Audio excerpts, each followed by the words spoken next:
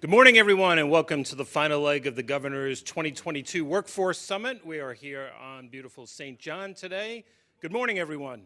Good morning. Thank you so much for being here today. I'm joined up front, and you'll hear from our special guests in just a few minutes with Governor Bryan, Chairman Carty, and Commissioner Malloy. This has been a great week. We have been on St. Croix and St. Thomas, and the presentations and the panels we've heard from have really, I think, very effectively communicated how we're collaborating with government and education and business to bring about all the necessary opportunities that are blossoming here in the territory. I'm Mike Fazio from Workforce 180. We work closely with the Department of Labor and the Workforce Development Board in bringing events like this and other things like webinars and events in the community. We assist them with all those things, and I'm very happy to be here once again to be your MC. We're all set to go today for a great discussion with our folks up here on the panel. So right now I'm going to hand it over to Chairman Carty and let him begin the discussion. Thanks so much for joining us and enjoy today's session. Good morning, everybody. Good morning. Chairman of the Workforce Development Board. I was granted the honor or the privilege to serve on the board in late 2019 when the governor called me. And one thing I do want to get across to you guys is the governor is who he is. And as down to earth as you may see him talking with us, talking with everybody, that's how he is. And why I know that is that back in 2015, 2016, I did a program with my company. It was Alliance Data Services, SmartNet. And I recruited people from the Oswald Harris Court, Walter I. M. Hodge, and the JFK communities to work with me on a project. And it required some training. I trained them in fiber optics, I trained them in basic in networking and so forth. But then I wanted to top off the training with something life skills related. Teaching them how to budget, teaching them how to conflict resolution, teaching them how to be a team player. So a mutual colleague of ours assisted me in recruiting. It was over 100 individuals we interviewed, and we trained 40 of them. And I said, look, Adrian, I need someone to come in and actually train these individuals from these communities that I'm from on life skills, how to get ahead, not just with the technical skills I'm training them on, but with all these other skills that's necessary. So I asked 10 different people, professionals in the government, professionals in the community, CPAs, all of them said no. I didn't know Albert Bryan at the time, and he for sure wasn't governor. Adrian said, look, Mike, I know somebody. And before you know it, he said yes. He flew over to St. Thomas, did all the trainings on St. Croix as well, back and forth. And now who knows, who would have thought that 4 or 5 years later, he would be the governor, put me on the board, and that same program, we now enhance probably times 100, trying to reach everybody. So he is who he is. He's a real person, and I'm introducing you to him and passing it over right now. Thank you. Thank you. Thank you, everybody, and good morning, St. John. It was, you reminded me of that. It's like yesterday, and the day before, I did presentations, and I really love doing presentations throughout my tenure as a person, a human being, meeting people. I really spent a lot of time talking to successful people. I always interview them, and people who don't get it, I speak to them as well. And it's funny how the things you think are just like natural, like anybody know that, everybody know that, everybody don't know that. And you realize like how your message gets lost. I'll tell you a little story. I used to work for the housing authority in inventory control, but even working in that capacity, I like communities, I like people, so I got into a lot of stuff going on with the organizations. We did mentoring programs with kids and stuff. This is like when I was like a wee young one, like maybe in my 20s. And, I was sitting with one of my friends one day. He's an inspector, so he goes into units to see if they're okay. And he says, man, I go into units and they don't have any books. So I was like, what do you mean? He's like, no, they don't have any books in the whole house. I was like, that's impossible. Like, for most people, right, you would never think, like, how could you have a house without a book? You have to have a book. Every house have at least a Bible, right, or something else. But in some homes, there just are no books. He says, I go into homes sometimes, He says it's like 10 o'clock on a Tuesday, and all the kids are in there watching TV on a school day. He said, I asked their parents, like, why aren't they in school? They don't want to go. And you laugh, right? I have a friend. She was telling me she runs a class in the States, and this class teaches kids how to eat with a fork and a knife. 16-year-olds. And I'm like, what do you mean? Like, why? Of course they know that. And she's like, no. For their whole life, they never used a fork and a knife. And I just can't imagine that, right? She's like, remember Albert, chicken nuggets, hot dogs, hamburgers, French fries. No forks or knives needed. And that's some people's diet. So I wrote this piece one time called Remembering Where You Come From. And it's about, as you grow older and you get more successful, you kind of forget, like, the basic things. One day I was talking to a guy, and we always tell people, oh, come to the office and we'll do it. And he was like, he's like, Commissioner, they want me to come back to the office to sign this paper for unemployment. And I told him, like, I can't come back. It's like I could fax it to them, I could email it to them, but they want me to come in and sign it myself. And I said, so what's the problem? He's like, I have $1 to my name. And this $1 is to get me to my interview tomorrow. If I use it to catch a pay bus to Christiansted, like, I don't even know how I'm going to get back home, much less to my interview tomorrow. And to me, it's like, that's hard to, like, conceive, like, $1. Like, $1. You know, the way I look at my kids and the way that I grew up, like, they don't even pick up change. Those of you are old enough in here to know, like, we used to take up pennies, dimes, nickels. Kids don't even mess with them thing. They don't even know what quart is. They don't. A 10 cent used to buy you a special from buying Roosevelt. You go down there, you get a 10-cent special. Lindy for St. Croix.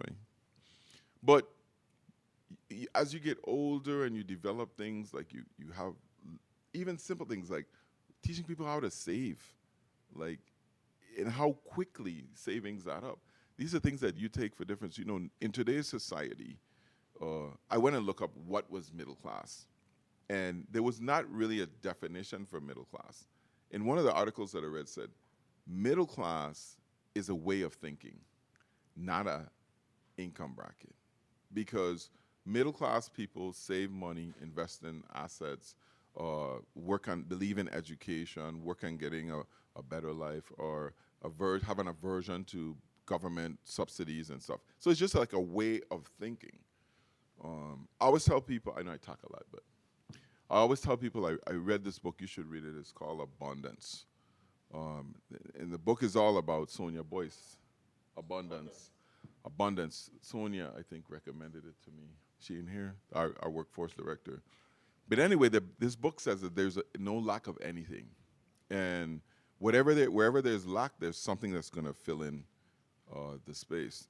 And it makes a point that the true measure of wealth is time. And that in a third world country, a mother has to get up at 4 o'clock in the morning, light a fire. Actually, no, go look for wood to light a fire. Go down, drop buckets of water from the river or wherever her water source is. Come home, heat up something, find something to eat, cook that, and prepare to get her kids something to eat so they could go to school. From the minute they go to school, then the rest of her day is about how we're going to eat today. She has to prepare, go look for food. If she has to go to market, she sells something, whatever it is she's doing. So her whole time is caught up in existence, getting from meal to meal, from day to day. So she is very poor because she doesn't have any time. When you don't have time, you don't have time to think like, I wonder what I'm gonna do this summer with the kids, and how I'm gonna take this course or plan out my life, or what I'm gonna. You don't have that. You don't have time to go, I have to get birth control pills so I don't get pregnant again, and I need counseling, and I need to go to this. You don't have that kind of time. In the United States of America, the poorest of people get up in the morning, clicking a Keurig coffee, pop something in the microwave, in a minute they're eating a Pop-Tart and they're off to the day. We spend the entire weekend watching Netflix. That's how rich we are. Think about it. Like people that sit down and watch Netflix for an entire weekend. Lack of water is the leading cause of death in the world, right? The lack of access to clean water. Check it out. We crap in clean water in America. You could literally drink the water out of the toilet, you'll be fine. You would. We wash our cars, we feed our dogs, bathe our dogs in clean water. We buy water like it's all over. It's everywhere. So, a lot of times when you think about what we do here is why aren't people drinking the water? Why aren't people drinking up the knowledge? Why aren't people taking advantage of the opportunities that we have? We have a lot. And it's the only thing I can imagine is that they're not getting the message. And that's why these things are so important. And a lot of times, I always think I'm preaching to the choir because the people in here know. You go like, yeah, a resume. But people don't know. I mean, I'll tell you, people don't know. I met a guy, told him, he said, yo, I talk to everybody. Yeah, man, I want a job. I like, cool, check me. He's a commissioner of labor. This is my card. When else check you? Friday. Okay, cool. Come to see me. I'm like, dude. He's like, wow. I'm like, you come to see the commissioner of labor. Let's forget the Tims and the short pants you in. Let's forget that right there. Right? But the weed earrings in your hair would only cause me to look at your fingers where the roach stain them is. And you got a latent smell of marijuana on you. Really? Like, he's like, but how you see all of that? It's like, I wasn't always 40. So they don't even know better. So I think a lot of what Mike's message is to people is it's relatable. You get it, And as governor, I talk to people all the way up and down the totem pole. Still, you'll see me on a corner talking to people because you got to understand where they're coming from and what their world means. So all the givens that you have in your world don't exist. Like in my world, I remember when my kids were small, if I say I don't have any money, you know what that means, right? You need to go to the money machine. Right? They don't even compute it. They can't even fathom, like, not having money, right? And in other people's world, a lot of kids, that's true. So, when we give out tax checks or stimulus or whatever, that's a lot of money to people. Right now, we're doing this project to have, like, 200 free 5 megabit service Wi-Fi sites. 200 of them, and we have 64 up already. Beaches, every housing community, parks, libraries, everything. And people, the other day, this guy was on Facebook going like, oh, that's a waste of money. Why are you doing that? Because everybody can't afford $50 for Wi-Fi a month. You see, you're saying 100. And I mean, we don't realize the people, it's the same kind of philosophy. We get in this rat race and we don't think about what we spend and what we do. One time I was talking to my wife and I said, she was complaining about the price of coffee. And I was like, coffee is $5 a can. And she's Puerto Rican, she like coffee. It's like religion. I said, you realize when you go to Starbucks, you have to pay $6 for a latte? Like one cup of coffee versus the whole can. She's like, I never thought about that. Most people don't. The amount of money you spend on communications, my mom used to complain about a $35 phone bill. Now everybody in the house got a $100 phone bill, right? I'm going to pay it happily every day. Everything, my son. Listen, y'all are paying, I shouldn't say y'all, because I in the tribe too, $1,400, $1,600 for a phone. And every time one come out, you buy a next one. You got a 57-inch TV in your living room, and you watch everything on a 6-inch screen on your phone. We got to really understand the society we live in and not get caught up in the messaging. And we got to get the right messaging to our young people that there is opportunity. I'm in St. John, and I didn't say I was going to talk long. And I love this scene because we're like, having a conversation. I know we're going to give you guys an opportunity to ask some questions, but we really want to talk about, some of the good takeaways we had this week. And I'll turn it over to the commissioner. Thank you, Governor. That didn't have any random theme. I hope you guys got something out of it. I was just like rambling, but I mean, the thing is like messaging. The problem is people are not getting the message. We have plenty of opportunity. Some people it's just not coming through to them. And I don't know why, but we're going to keep pounding it. But maybe there's other things blocking it. Maybe we're sending it on the wrong channel. Maybe we need to put it on TikTok. The devil. I don't know. Like, maybe we need to, carry it around on a loudspeaker. I don't know what it is. I don't know. Maybe we just need to be the echo chamber, saying it to everybody. There's a lot of opportunity here. There's a lot of opportunity here. What do you want to do? But anyway, Commissioner. Good morning again, St. John. Always excited to come and to make sure that we're in this nice, intimate setting. I'm Gary Malloy, the Commissioner of the Department of Labor, and I'm joined here with two esteemed gentlemen. You got to hear from Chairman Carty, and one of the reasons why we want to make sure that the Workforce Board is up front, because not too many people know about the board. How many of you knew Chairman Carty, that was the chairman of the Workforce Board, in this room before today? So the Workforce Board is very, very important. It's an advisory board to Governor Bryan. It's 27 members. 51% come from the private sector, from specific areas that represent the economy of our community. And so the experts of everything that we're doing is on this board. And then it's mirrored with government agencies, and then our core partners like Education, Human Services, Economic Development Authority, UVI. So, and this board is responsible for how Department of Labor spends its money. They determine the demand sectors based on research in the community.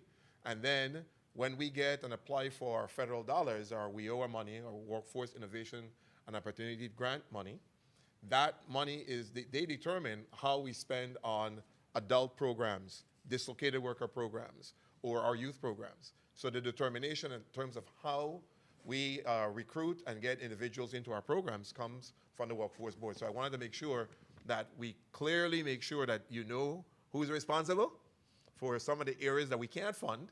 And so it's important that we pay attention to the board and give our input, because they direct how we can spend our money. And just to piggyback on the conversation with the governor and about what's happening over the past couple of days with the Workforce Summit, this is also Labor Month. And so I'm happy Labor and Management Month, and proclaimed by Governor Bryan, and what we... It's October. September. And I got your proclamation. Today is September 30th. Is it? It's not the first? No. It's the last day of the month. And we timed the Governor's Summit to be the culminating activity at Labor Month, because, again, we want to make sure that everything comes together. Because the wall of the workforce, that term just resonates. It means different things to different people. But it's very important that we understand that it's a communication with the board, Department of Labor, our core partners that really, and employers. How many of you are employers in the room? And you are looking for talent, right? And so part of this whole process of the workforce development system is to make sure that we do make the connections. We connect the job seekers with the employers and employees, and to make sure that everybody gets a chance to get a living wage and to be able to improve the quality of life. And so over the past couple of days, we've been exploring workforce development, exploring the opportunities, showing what opportunities or what programs that the Department of Labor has been able to help keeping this pendulum swinging. And I'll tell you that we're doing a fantastic job, if I must say so myself, and I gotta make sure that I single out my team. I got Assistant Commissioner Legal Counsel here, and my Workforce Development Director, Ms. Charlene Hodge, our Youth and Apprenticeship Director, Seneca Sebastian. We got our Public Information Officer, Ms. Davina Martinez. Sadek Roberts is the Special Projects Coordinator, and of course, we call him Mr. Smooth in-house. We have our Assistant Commissioner, Mr. Gene Ford, that really helps keep everything going. And with that, we have, again, our core partners. It's important. You met Mike Fazio from Workforce 180. Been very, very key in our outreach opportunities and making sure we stay in touch with employers and make the connections. You also have ICF here, and you have Mr. William Trumbull from ICF. When you hear about skills for today and that $10 million that the governor always talking about that the Department of Labor has, they're the project manager, and that Skills for Today program, we have been able to get, right now, of the 640 individuals, we've already impacted over 400 individuals in the territory in terms of getting them trained in construction or on the non-construction side, healthcare, IT, marine. And so we've been, and what's coming up is hospitality. So there's a lot of things that we are involved in. And we were discussing yesterday just how many lives that we've changed. We're interacting, a lot of the businesses know more now about the opportunities of partnering with the Department of Labor, and there's no fear anymore. Before, when Governor Bryan was there, I guess he was ruling with an iron thumb because people were saying, oh, here comes labor. So we're not coming from the compliance side as much. We are coming from the compliance side. But we are making sure that we know that we're in this together and we're doing everything that we can to listen to you. You know, we're listening to what your needs are, and we're not creating cookie cutter programs. We're designing programs to specifically meet the needs of the employers so that you can then tell us how we need to talk to the board about spending our funding. So, you know, over the past couple of days, we've had some very, very engaging conversations. So I know Chairman Cardi, we talked about a lot about IT and the area and the opportunities that's coming there. What are some of the takeaways that came from your sessions and that you've been involved in so far? Well, overall, not just even from the IT sector, but across the board, I think a lot of folks originally, and the feedback that I got is that they didn't trust the Department of Labor. They didn't trust the different programs, and meaning there's been attempts in the past, and I myself have witnessed it, where people would go out into the community and then they never come back. They would just do enough to get a headline, but not enough to follow through. And that's from an employment perspective. But as an employer, as I started to bring people on into my company, I also didn't want to deal with labor because the whole stigma was, they ain't gonna send you nobody good. But now, I see the effort. I'm a part of the effort to change that narrative. So a lot of folks came up to me during these summits, letting me know the differences that they've seen thus far. People who's getting training, employers who are getting quality people, and in addition, the employers are letting me know that they have been involved in shaping some of those needs and saying, well, look, you can't just send me somebody, let me interact with you to tell you what I need, the type of qualities I'm looking for, the raw materials that I can turn in to a good, valuable working candidate. So if anything, I summarize for all of these summits, it's building the trust. You know what I think is like a big game changer is, I remember being, when I was Commissioner of Labor, probably like in 2011, they said that in 2022, 2021, we were gonna have this huge skills gap, that we wouldn't be able to find workers, that all the boomers would retire, and we would just have such a hard time finding people. And the recession happened. And so it was like Men in Black, it was like, boom, everybody forgot that. Because all of a sudden, everybody needed a job. You remember, everybody needed a job, everybody needed a job. And then things got better, COVID hit, and just like we had predicted, in 2022, we don't have enough workers. And it's global, but it makes sense because you have all of these baby boomers, people born, I think from the 1940s to the 60s, that have finally said, like after COVID, like, yeah, I'm gonna go out and have a good time with the rest of my life, because you never know what could happen. Because during that 2 years of COVID, a lot of people died. A lot of plans were changed. A lot of people came to grips and said, you know what?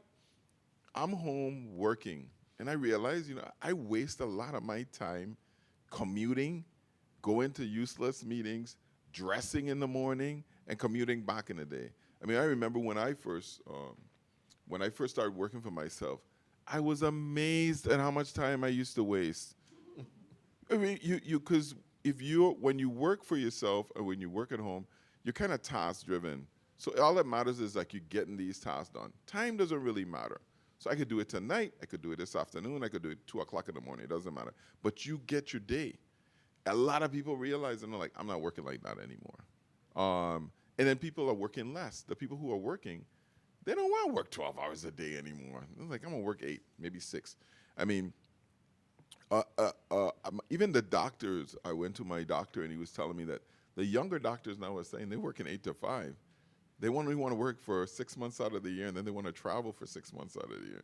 That's the new reality that we're dealing with. So those are creating work, and labor shortages as well. And for us in the Virgin Islands, it should be really scary. You know why? Our labor is expensive because our rent is expensive and beef expensive. Cost of living expensive.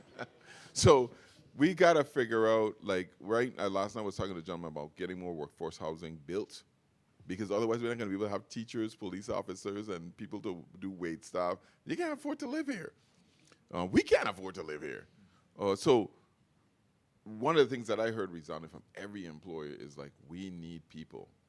And they're not even like, they're not even saying we need talented people anymore. We just need people who want to work and have a good attitude. That's a real different message than what we were hearing previously. And here we are. I always say labor is the worst, right? Because when times are good, nobody needs training. And when times are bad, people don't want training. They want to go to work. So you're always like stuck in that. And you, once again, messaging, how do you, we have this thing in the Virgin Islands too, like, if I just sit here in this job and the union gonna take care of me and I gonna get to where I need to be. It'll never happen. Inflation moves too fast. You always have to be working on yourself and looking for that promotion, going to the next step, earning that more money. Because like my dad used to tell me, the world is moving forward. You can't tread water in it. You gotta swim.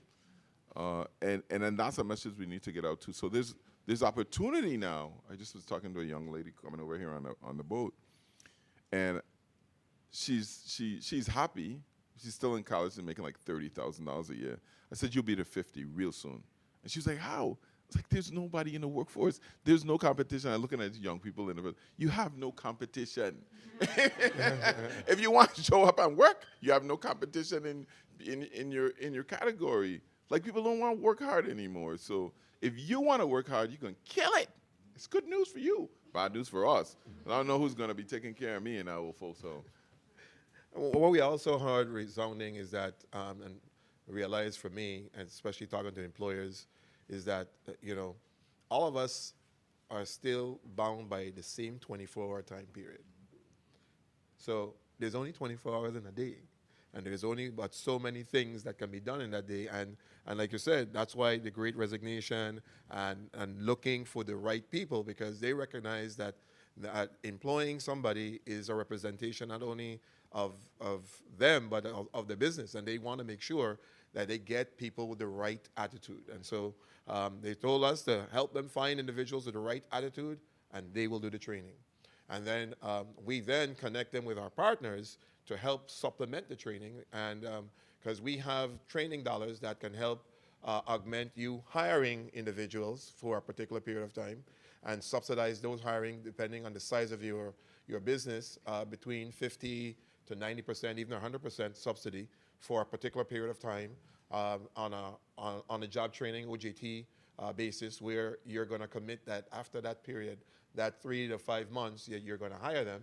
But we subsidize the salaries. And so it's also a good way to look at how we can help you get an employee that really doesn't increase your overhead. You're able to manage your time and help with the training, and to be able to make sure that you develop a real good employee. Also now, how do you keep them? Because the issue is now, because of competition, and the same individual that you must have talked to last night, Governor, I spoke to him this morning as we were getting ready to board the boat to come to St. John, because he was talking about, I'm in the hospitality industry, and I have to prepare, that, you guys are doing such a good job. You're going to get Frenchman's Reef online. You're going to get Sugar Bay back online. And what's going to happen to me? I have to start thinking about how I can keep my employees now. So he's looking at incentives in terms of making sure that go beyond money, that will help him to retain the employees that he has, that he believes in so much. But So- it's interesting, right? When I look at it, it's like, like abundance. There are no lacks. So if there is lack, there will be something that fills the space. Sometimes I just think this whole thing is like engineered, like by some great, like master wizard of Oz. Because if you think about what's happening in the world right now, right? AI. So my brother, I'm going to say which one of you he is, because my family hates when I talk about him. Dropped out of school, out of college in his senior year, never got a degree. Makes more money than all of us, right? And what he does is he fixes robots. So these robots, he took me to one of the factories where they make Mercedes-Benz with these robots. So all the humans do is drive around stacks of things to put, for the robots to put them together. These robots mix drinks on cruises. These robots do eye surgery. These robots do roller coasters, and these robots make Mercedes-Benz. All of it is manufactured now. So all these gaps that you're seeing and the advent of AI, that means that humans are going to have to be more highly skilled, because you're going to be replaced by things that don't get sick. I was just in New York, and I went to a casino, and it chilled my bones.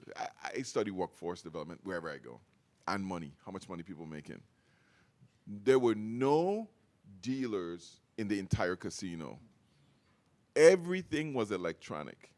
The crap tables had video screens of a dealer, like usually some very attractive young lady, talking to you, and they would just deal the cards electronically. What do you call the thing? I ain't a gambler, so I don't know. I was just passing through there. But roulette. I'm not a gambler either, but I know, I see what you're doing. Yeah. No humans at all in that entire casino. And all you're seeing is all these Social Security checks coming in there and filling up those coffers. All day, all night long, 24/7, and happy, walking out and walking in. And I thought to myself, wow, the only people they have in there is to go and collect the money out of some of the machines, the tokens that they put in. That's the way the world is going. Trust me. You see that this COVID thing and kids going home, kids going home to use virtual learning, that only impact us in a real way, right? Like, kids don't know what's real learning. If you just started school and you started in virtual, you're going to think virtual learning.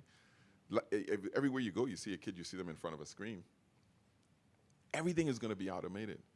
So they're going to perfect the best of teaching. And just electronic things are just going to teach your kids. They might not even have to go to school and be socialized. Maybe, maybe not. They might just be in a module, and they'll think that's normal. So what you already seeing how the world is going. People are becoming more and more independent, more in about yourself. Everything is coming to you. You don't have to go anywhere for anything. And it's becoming harder and harder and harder for unskilled people to make a living.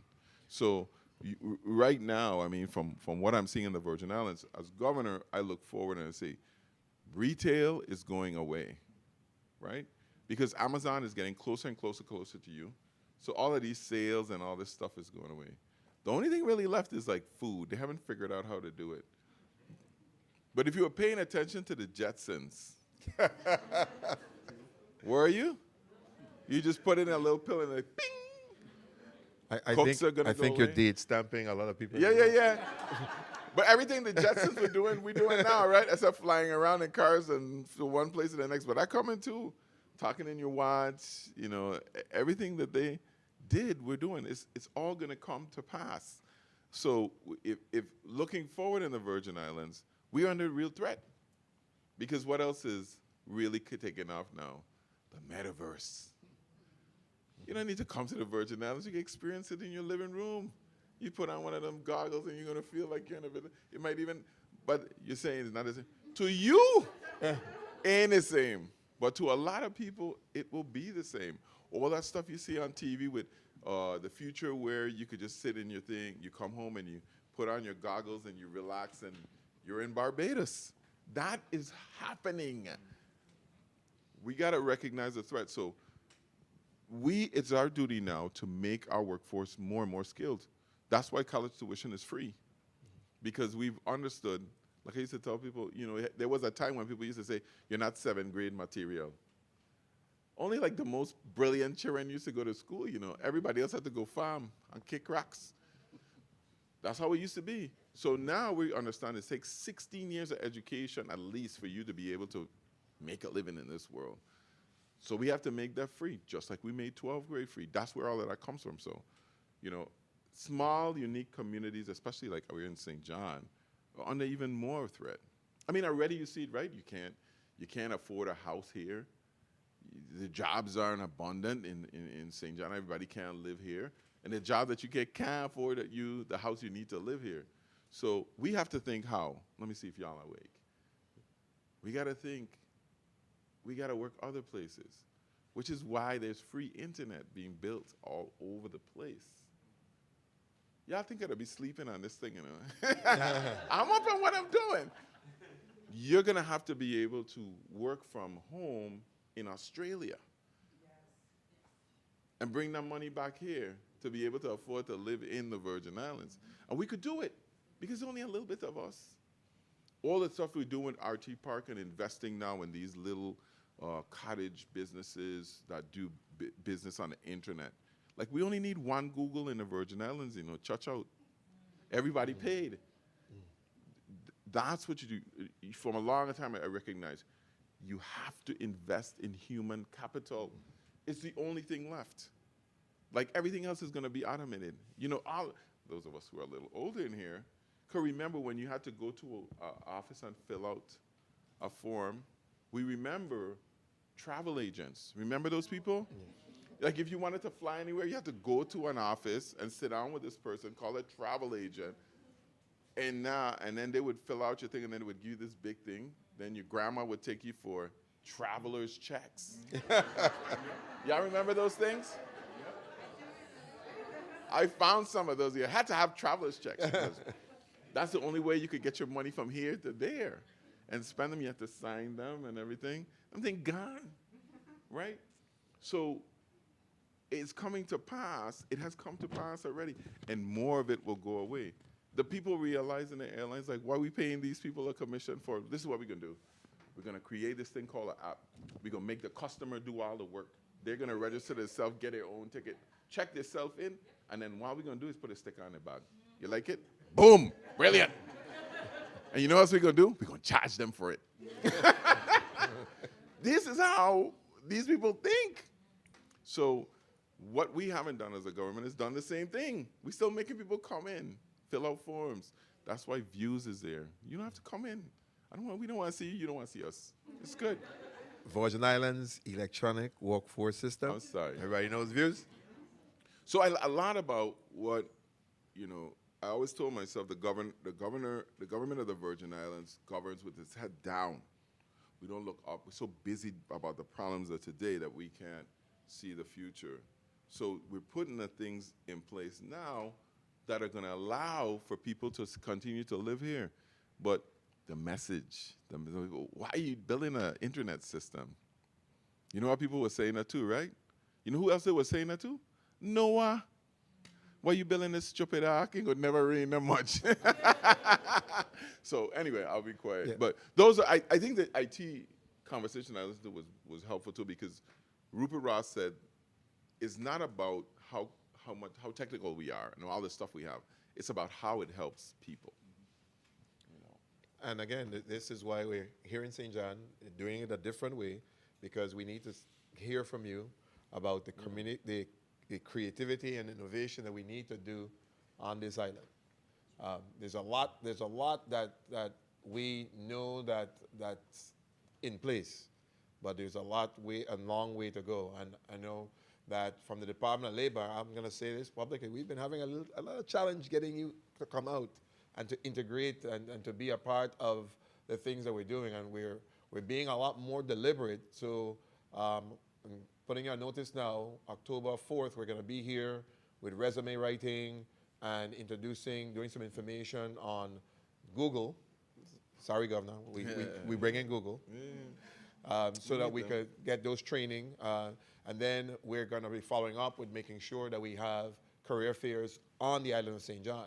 But we need to make sure that we have the cooperation of the employers, because we need to know what you're looking for. We just don't want to come over and have a career fair just to having one say. It has to be based on what you're trying, your specific needs, what you're looking for, and then we do our best to generate the listing of applicants that you can interview for.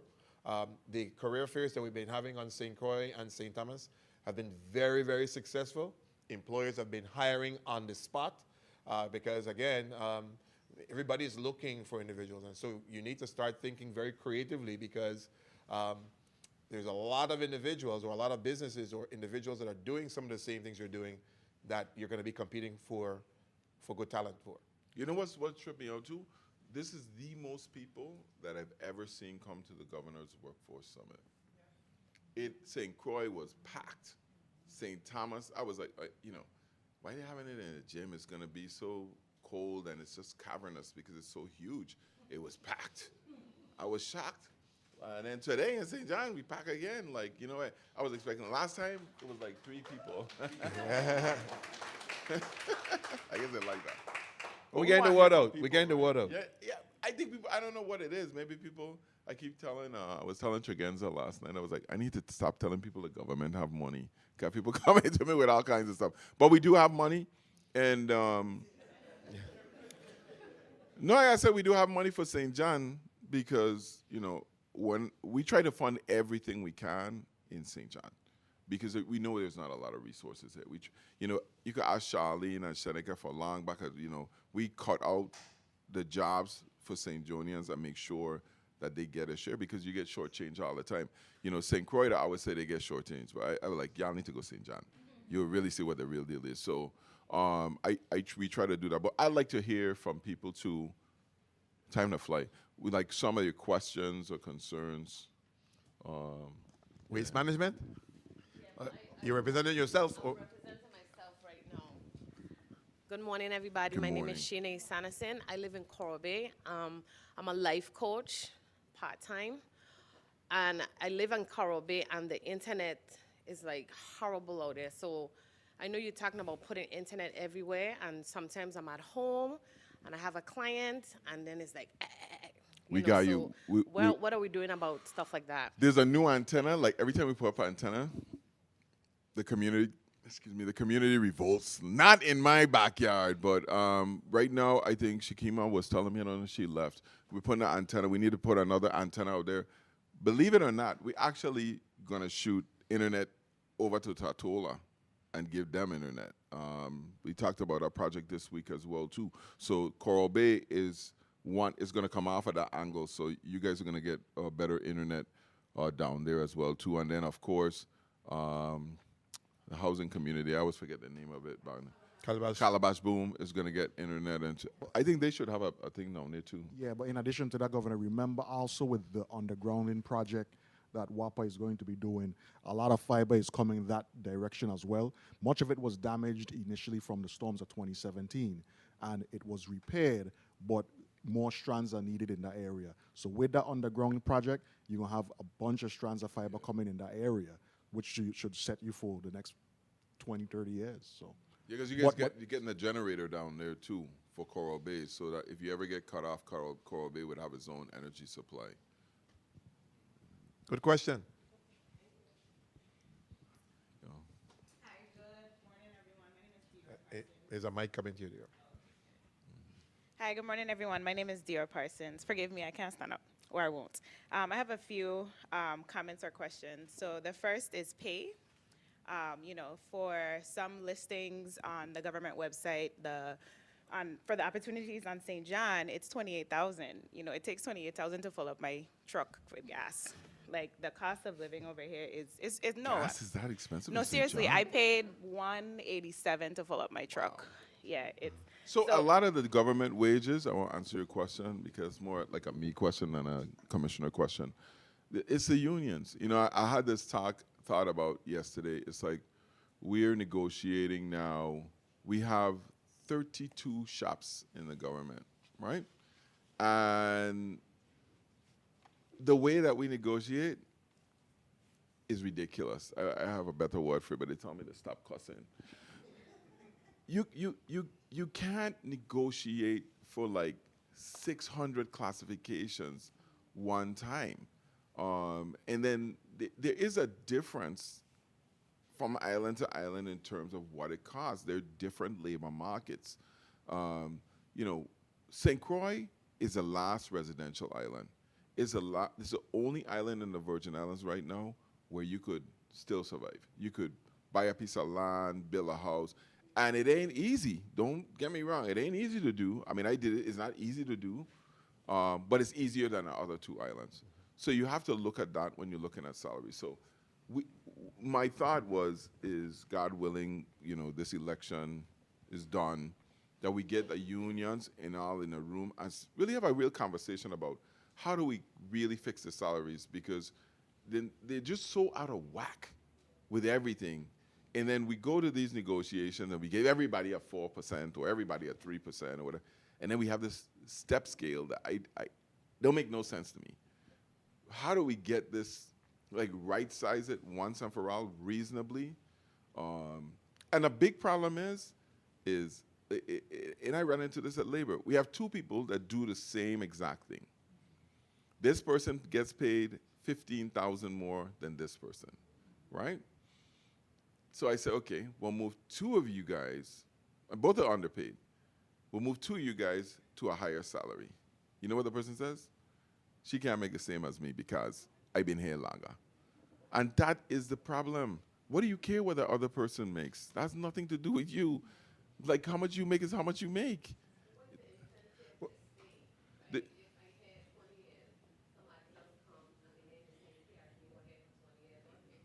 The reality, though, is, right, that you should be moving too. Like, if you're doing a job 15 or 20 years, you should be moving up the chain.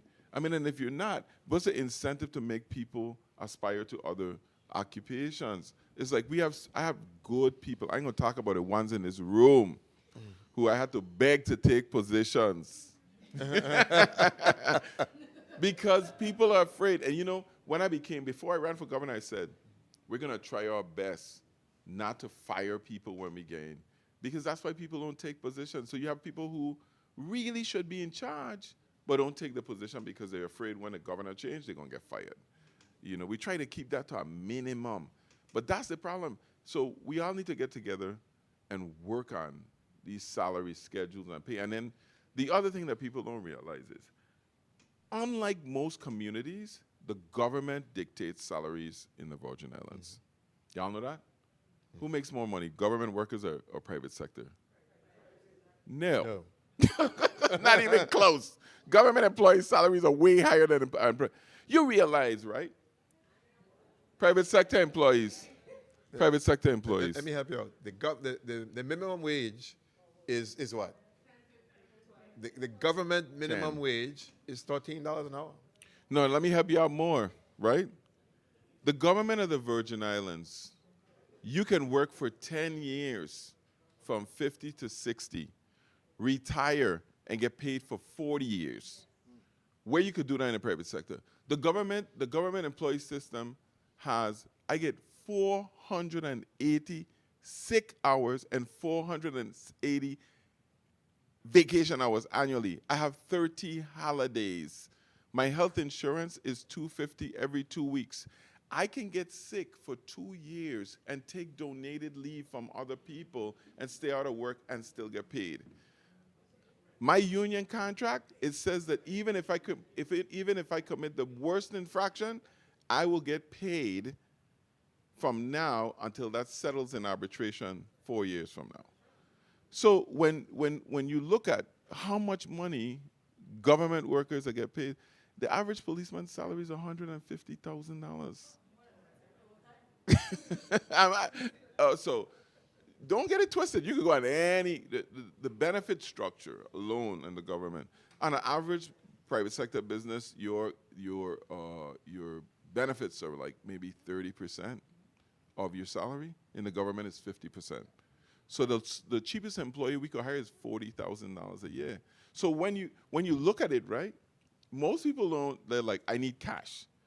But when you look at long-term benefits, like the government employees, like you don't get, most places, if you get sick, you go to disability and then you go to the unemployment line. People were sick in the government not to work for years. And when you fire them, people are like, oh God, geez, I'm bad, you know? So government employees' salaries are way higher than public. Now, I think what happened is we're getting stunted on the top, right? But don't sleep, you know. The principals make $90,000 to $100,000 in the Virgin Islands. The superintendents and the police officers, no one right now will take a security agent job working for me. And my agents make $84,000 a year. You know why? They don't get overtime. They're killing that stuff in the police. They won't even take a job with me. The police chiefs' education, like you know, the principals are butting up against the superintendents. The superintendents make like $105,000 a year. Now, when people look at the Senate, they say, "Oh, they're making $85,000." They ain't making no money. The new attorney schedule that we're looking at for AGs goes up to like $145,000. And those salaries are being depressed. So when you're a professional now, so the commissioner of finance makes, I think, $120, right? She manages a $1.2 billion budget. She would make $250,000, $300,000 easy in the private sector with bonus. And she's working for $125. So on that level, yeah. But on most levels, and then on the low-skilled workers, of course, they feel like they're not making a lot of money. But if you think about you're paying a custodian $40,000 a year. That's what it costs the government. She's making 28. A clerk in the office is making 30. You know, so the salary scale is way out of whack. But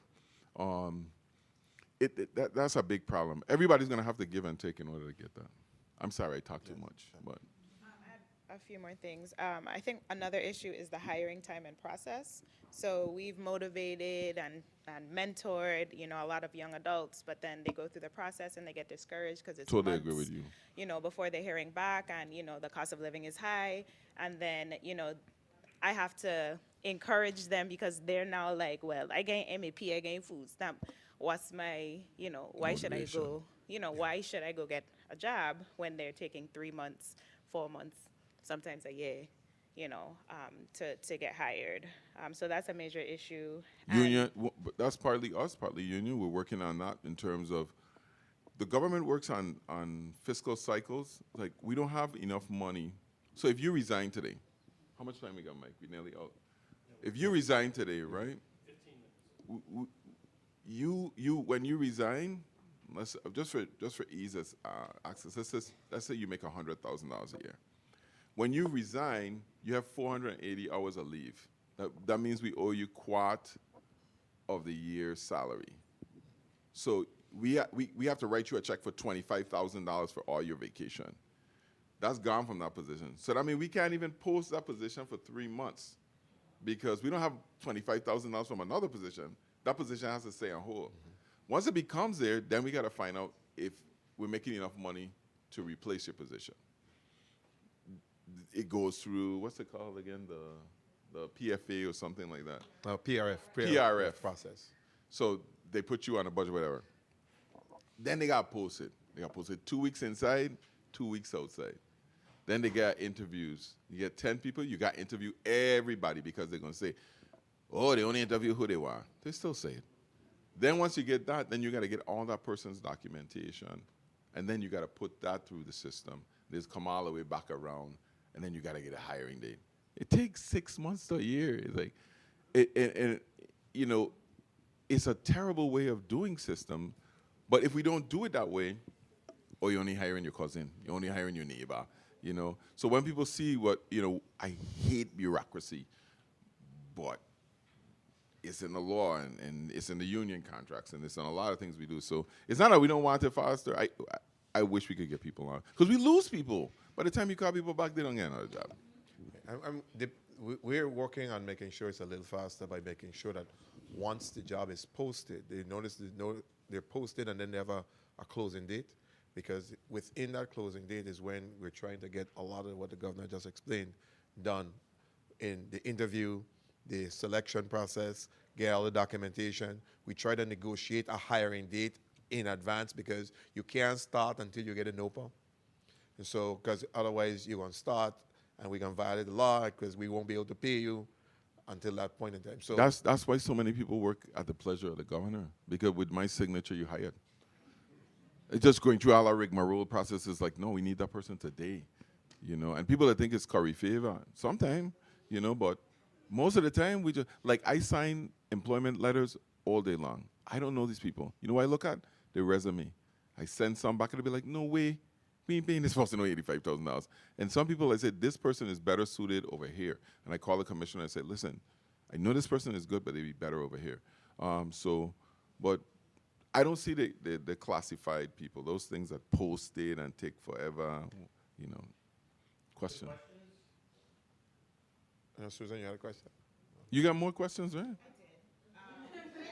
I think another issue is, I know you guys mentioned a lot of training for the employee, but there's a huge lack of training for employers.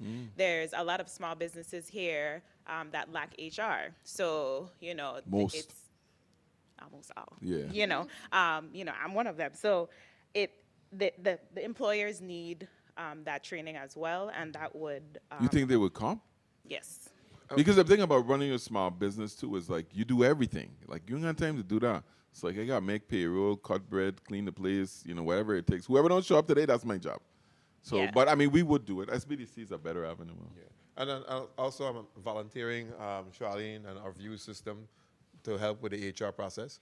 And we're doing the recruiting. I know Workforce 180, we do a lot of webinars with the employers. So we can do it via webinars, or we can set up that we can come and meet with you or a group of employers within the same industry to make sure it's more relevant. So we're willing to do that. I'll get Sana. I just saw her someplace in here.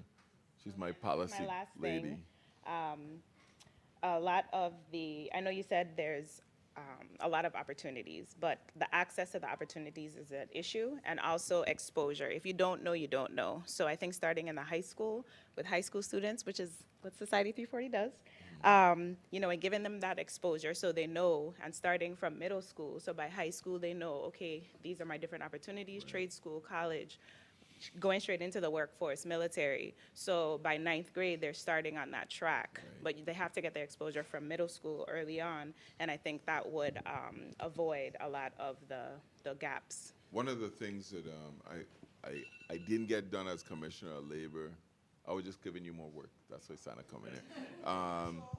That every September, at least by October, by the first marking period, we should know everybody in our high school who's not going to college or trade school or the military.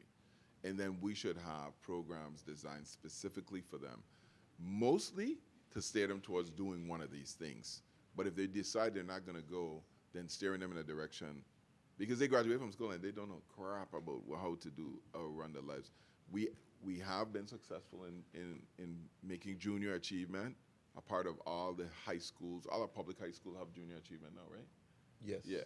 And junior achievement helps a lot with that. They were there yesterday, and high school students were there. JAGs for America's Graduates. It is JAG.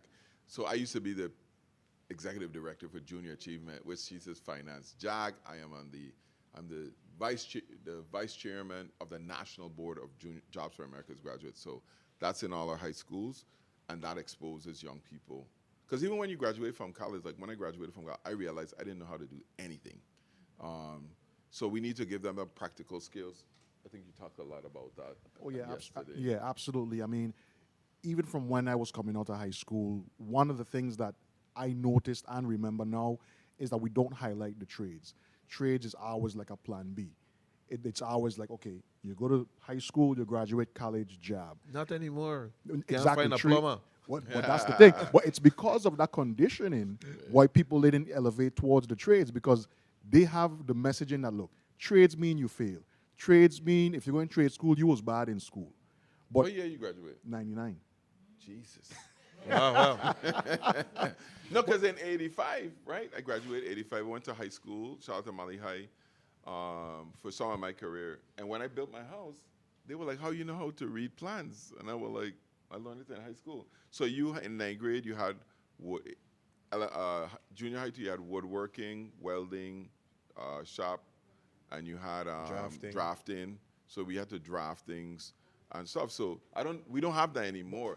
We don't have it anymore. And even I did have it in my years. However, it wasn't seen or messaged to you as this could be a career. It was messaged that this is an extracurricular activity that you need to pass. Right. And it's something fun to do other than the other academics.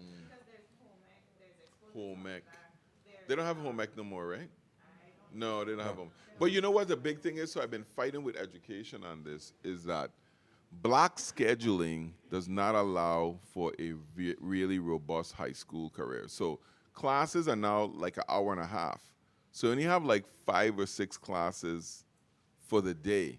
So before, when I went to high school, there were 45-minute classes. So you could have had English, history, math, and social studies in the morning, and then go to shop in the afternoon till 3 o'clock, from 1 to 3. All them shop kids used to disappear. But now you can't do that. You can't do that anymore because of the block scheduling. And it's affecting our scoring in our high schools too, because if you're taking the whole semester, the whole year in a semester. So if you take Algebra 1, by the middle of the year, so you take Algebra 1 in 9th grade, right? You only had it September to January, whatever. Mm-hmm. You take Algebra 2 in 10th grade. You only had it September to January. So January to June, September to January, June again, you're in 11th grade now. You're getting a math test for the SAT. Mm-hmm. You ain't had algebra in a year and a half. You're going to fail. And you people wonder, like, why the scores are so low. We need to have math every year and English every year you're in high school, all year long, because you don't retain it. You got to practice math in order to be good at it. Anyway. And those are exactly why and how we're partnering with the Department of Education.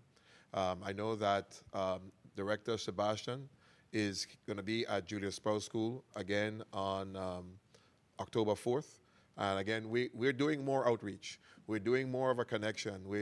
If you go on our website, www.vidol.gov, you're going to see a pipeline, a design with a pipeline that shows the Governor's Workforce Initiative that has the employers at the top and what we do with the employers, what happens with the students from K. We're not pre, we've gone from K all the way through 12 and post-secondary, how we're going to be engaging with presentations, because there's a lot of occupations that students don't know or be exposed to. And what we're doing is we're going to be tapping on you employers to come and be our guest speakers, come along with the Department of Labor to speak to the students so we can give them a different perspective. And so those things are all in line. We're going to work on the block scheduling and the timing, because it's more of a hybrid that needs to happen, because the CTE classes, in order to get those students to go out and get their experiences, they have to have the time to do that. Otherwise, they won't be able to get the certification.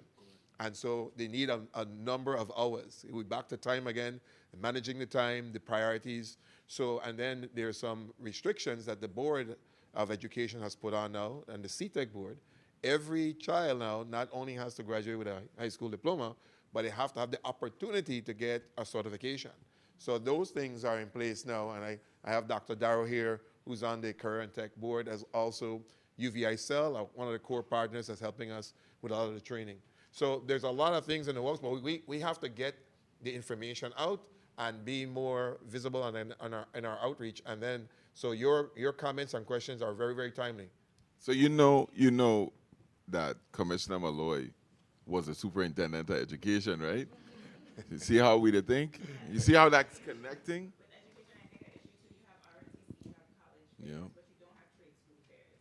The students are required to do 100 hours of community service, but as far as I know, they're not required to do any hours of internships.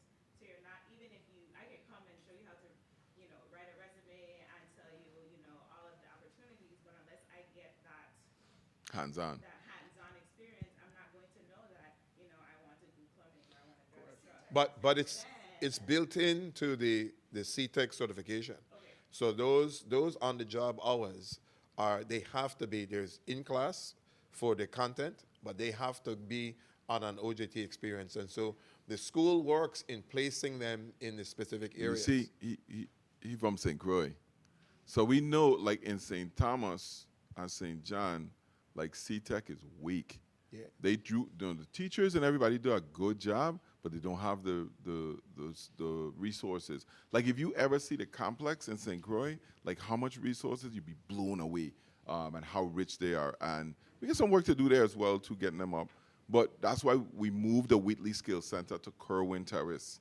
And I know people are like, oh, well, you move it all the way down there. But we got a space now to do a lot of different things. So we have real technical education. I know somebody going to say, we always had real technical education, but we could expand that on this island, and then we're going to make it free. So just like college education, you could go for free. For St. John, though, we're going to have to figure out how we get some special buses or whatever to take people down to Kerwin and bring them back for the ferry. So we thinking a lot in our way. A lot of the, we're very busy. I mean, all of us. We're recovering from 2 hurricanes. We inherited a government in shambles. We've been through a 2-year global pandemic, and the list keeps going on and on. So when we're ignoring something, it's not because we want to ignore it. It's just that we have so many things in our face that we're doing at the same time that it's hard. So if you're not making noise, if you're not squeaking, you ain't gonna get any oil. And also the Equus, one of our partners, Equus, is responsible for assisting with adult and dislocated worker programs. And so they also manage the One Stop, which is responsible for pulling together all of our core agencies: education, human services, vocational rehabilitation, and veterans affairs. So, so those are core partners. In addition to, again, we lean on each other for support in terms of how we like to call it, how we braid our funds. There's a combination of the federal funds, whatever local funds we have. I need to get a little more local funds on the workforce side. And then we dealing with the community development block grant funding. We braid those together so to make sure that all the programs that we're talking about now are successful, because we communicate. As the Department of Labor, as we talked about, and Director Charlene Hodge mentioned yesterday, there's only one workforce system. There's a public workforce system that all of us are the key components that make it together. Sana, what's the name of the guy we funded over here for the vocational training and stuff? What was the name? He called you every single day. Vermel. What was the name? What's the name of his organization? Huh? New Day. What was that grant award? Like 172,000? Yeah, to do, and that's how I wanted to answer your question as well. Here you go. Yes, thank you. Good morning. Good morning, everyone. Sana Joseph Smith, one of the governor's policy advisors. And I wanted to address your question. So the great thing about CTEC being in St. Croix, they did a virtual career fair for the tech trades so that those in St. John, St. Thomas could also participate. And what they're doing is setting up some of their virtual classes so that even though the instructor might be in St. Croix, you'll still be able to benefit over here. So we're definitely always keep you all in mind. So just look out for those career fairs, because they're taking it to tech level. So it was completely interactive. All the students from all the different schools could sign in and register and do it. And they're starting from junior high up. It's not just high school, so that they can be exposed to that. And then the gentleman's program is trades related as well, so that St. John young folks can learn about the different trades that they have available, and they can do it on St. John itself. So that will be coming. He's almost there with his process, so he should be implementing that soon. Okay, good. We have time for one more question, and this young lady's had her hand up for a while. It's not really a question. It's more of an offer. I heard y'all mention Small Business Development Center, and in 2020, they opened an office here in St. John, which is free support for employers. And if you go on the VISBDC website, there's all sorts of trainings and webinars, because like you said, most small businesses can't take off in the middle of the day to do a training. But there's all these trainings that are free and online. Yes. Great. Yeah, we try to push it out wherever we can. I know it's a sore spot for most people, but even our innovation grant that we just did, we want to drive competitive businesses. You know, the government is not in the business of helping you keep your doors open if your business is not going to thrive. We want to make sure that business thrives. You make money, we collect more taxes. You know, my goal is when tourists come here, I want every single dime they have in their pocket. And I want them to leave with a smile on their face and want to come back and spend more. So your businesses have to be done in a way that capitalizes on that. And if you need help doing that, I want to do that. But, you know, we have to be in a competitive environment in our schools. And competition don't mean fighting. Competition means healthy competition where we try to outdo the other person by doing more, being better, learning more, going more, growing more. All the time. We can't be complacent because whether we like it or not, we're competing in a global marketplace. It don't seem like it, but we are, right? I mean, I shop at 2 o'clock in the morning when I can't sleep. When I'm tired thinking about WAPA, I go on Nordstrom. You know? So, but you do too, right? I mean, and that's another reason for, you know, making things accessible to people, because people have gotten used to, especially now with COVID, of not going anywhere. Even funerals, people want a funeral to come to them. I'm serious, people don't go anywhere anymore. Before, pay attention to it, before you go to anybody's funeral, you'd be packed.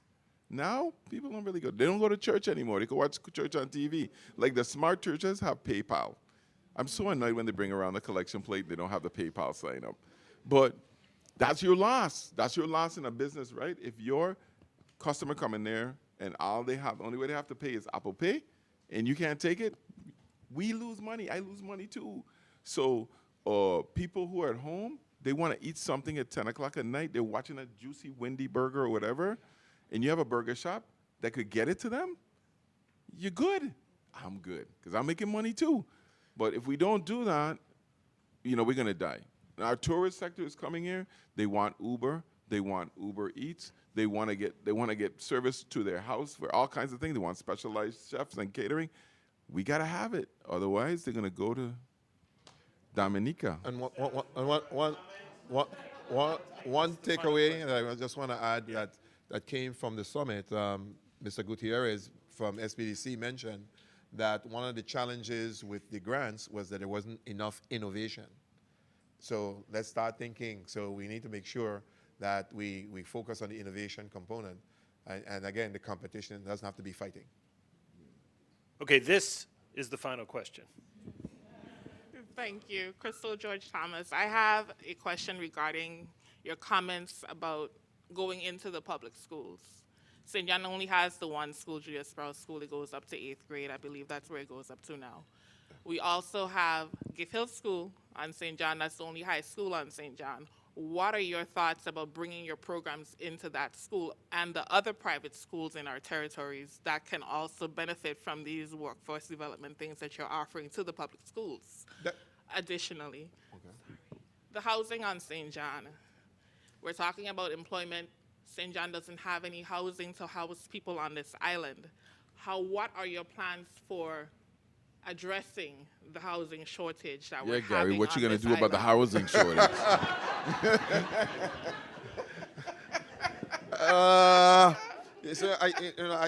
I still have the toughest job in the cabinet because the governor was the commissioner of labor, and now I'm going to defer the housing to the governor, and I'll answer the training.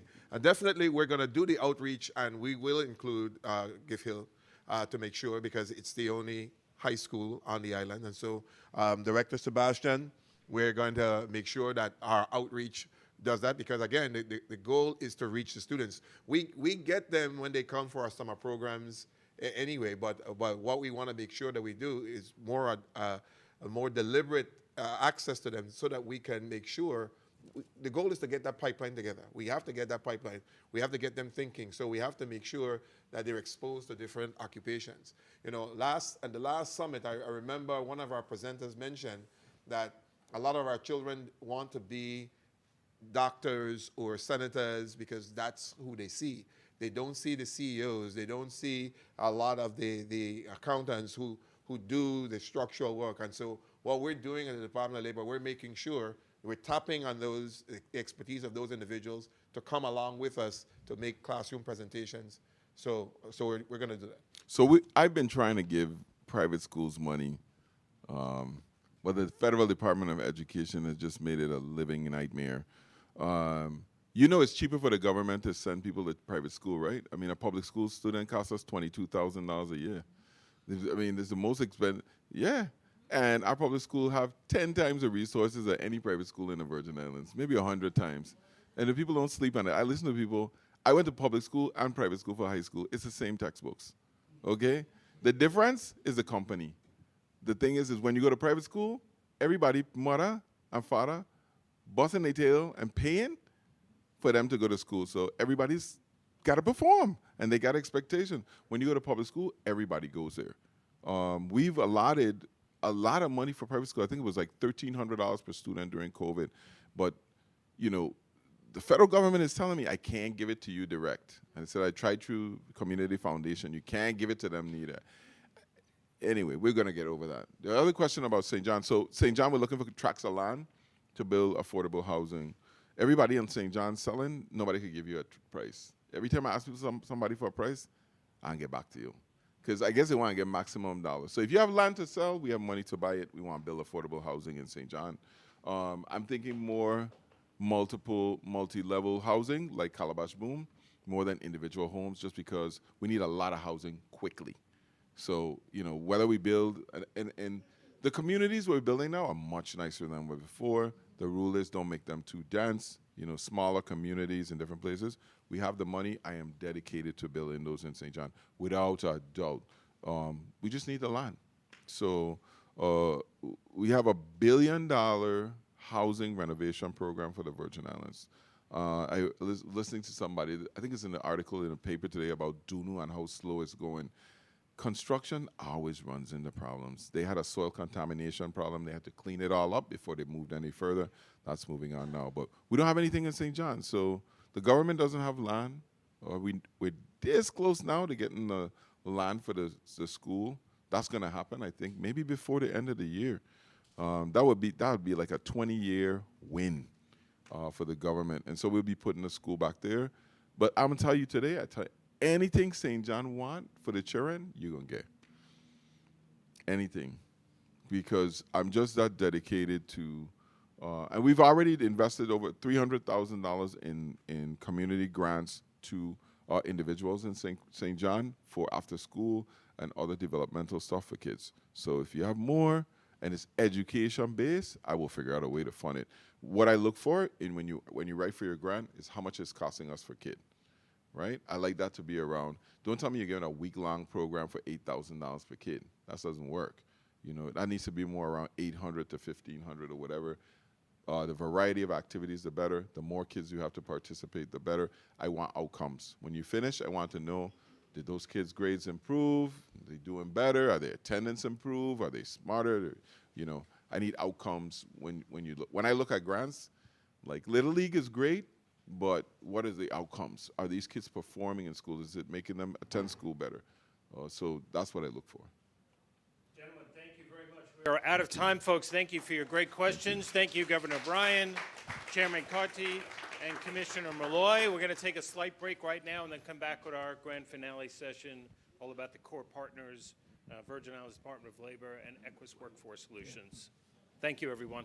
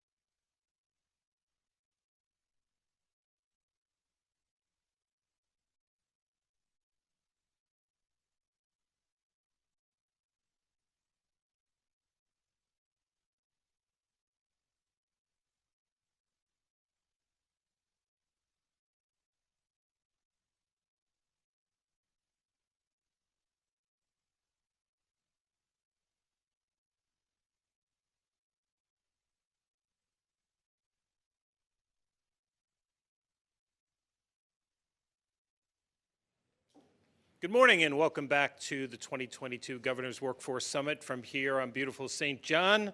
We had a fantastic session this morning with Governor Bryan and Chairman Carty and Commissioner Malloy taking questions from our great audience here as well. And this afternoon, or actually right now, it's not afternoon yet, we're going to hear from one of the core partners, which is Equus Workforce Solutions that operates the One Stop Center. You'll learn more about that in just a minute. And also from the Department of Labor. They are also with us and represented by Ms. Charlene Hodge. We really need to thank a couple of people as we conclude Labor Month and conclude the Governor's Workforce Summit Tour, which started on St. Croix, continued on St. Thomas, and now here on St. John. We need to thank the Workforce Development Board, Ms. Sonia Boyce, the Executive Director who led the charge for these many months in planning this entire event. We also need to thank the Virgin Islands Department of Labor who participated in the planning, as well as the Department of Human Services and VIA, who also helped to sponsor this week's events. I'm Mike Fazio from Workforce 180, and now it's my pleasure to hand over the speaking responsibilities for this session to Ms. Lori Christian from Equus Workforce Solutions. Thanks, everyone. Thank you, Senor Fazio. Good afternoon, everyone. I guess we're still morning, right? So we're just going to piggyback on the session earlier. I like to think of it as a continuation of what we've already been discussing. I am the one-stop operator for the American Job Center, the Virgin Islands American Job Center. We fondly refer to our place as the one-stop. So when you show up, there is a one-and-done service. So my job is to connect the dots. I work with all of the partners, I work with the community, and I link resources and individuals to each other. And I know we have a lot of resources. We don't always know what they are, but we do have a lot of things going on, right? We also have a lot of people who need those resources. So we have job seekers who need employment. We have employers who need people to work certain positions. And I've had some great conversations this morning with all of you who are here in the audience. I spoke to someone earlier who's here. She's been living on St. John forever, and she is in need of employment. I told her she's in the right spot. We have representative here from the SBDC, Celia Kosak. We've had interaction prior to this, and she's also going to share some of the opportunities available. And I would be remiss in not mentioning, thank you, Madam Hodge. We have the Department of Labor Workforce Development Director. She did a one and done yesterday. I love the done. And so she's going to, I'm going to let her share at this point a bit about the Department of Labor. Hi, again, good morning. My name is Charlene Hodge. I am the Director of Workforce at the Department of Labor. And before we get into our conversation, I want to share with you that we do have a spot here on St. John. We're sharing space with the administrator's office. We do have a space there, so if you need something pressing from the Department of Labor, you can go to the administrator's office. We have DOL, and we have Ms. Deetra Powell, who is actually staffing up that office. You know, she's a good resource. We are going to have information on all our partners. We are going to make sure that that is one stop for you to move through, you know, to employment, re-employment. We are going to make sure that that is a one stop for you. So we are going to staff that area up and make it, you know, a place for you to go and find work. So that young lady who is looking for work today, you know, you could go after the session, you could meet Deetra Powell in the administrator's office. We want to thank the administrator, Ms. Shakima Jones. She's also very supportive with what we need to do with the St. John community. And I know the commissioner mentioned that we are going to have resume workshop sessions on October 3rd. That's next Tuesday, 4th. Next Tuesday, October 4th. We are going to do that out of the Julia Sproul School from 3:15 to 5 p.m. We are also planning a job fair on St. John, tentative date November 16th, and we are going to use that time for the employers to kind of staff up, you know, for the season opening. So write that date down, keep it in mind. November 16th, it's tentative. We are going to share once we confirm. We are going to share with the community, but we are going to have a job fair here November 16th with the St. John employers and job seekers. Thank you, ma'am. And I am looking directly at my fellow team member. So we work together as a team, right? So I should mention that the core partners are the Department of Labor, the Department of Human Services, the Department of Education, Veterans Affairs, and then we have Equus. We work the adult services and one-stop side of the operation. And so with me today is Marcy Heistan. She is amazing. She's looking forward to sharing my mic so that she can say a little bit more about what she does, adult services and dislocated worker. Thank you so much for the introduction. And it is indeed a pleasure working with the partners. I am Marcy Heistan, the project director for Equus Workforce Solutions. And working with this team has been just incredible. The amount of resources that we have available to you is nonstop, never ending, right? And so we just need to have those conversations. And we can help with funding for upskilling and funding for training, and get you, the experiences that you need in order to work for the employers here in St. John.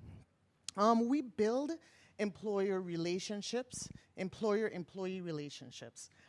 We spend a lot of time working with employers and ensuring that you are getting what you need from the workforce.